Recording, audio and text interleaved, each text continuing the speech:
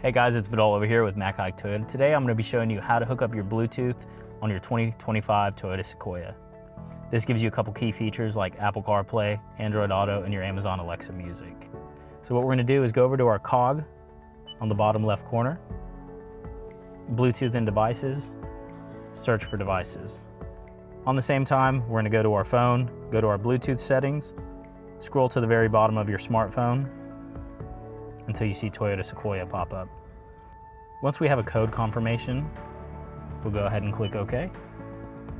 Now that your phone's paired up, you'll see our Apple CarPlay is connected. One key feature I want to show you on here is how to extend the screen. On the top left-hand corner, you have an extension, or to reduce the screen and have your home menu, you'll also have that right there. Now with our phone hooked up, we have access to a couple different maps, Google Maps, Apple Maps, and even Waze. We also have access to our phone logs, our messaging, and our music. One other feature I'd like to show you on the steering wheel is your Toyota voice command. What you'll do is click on it one time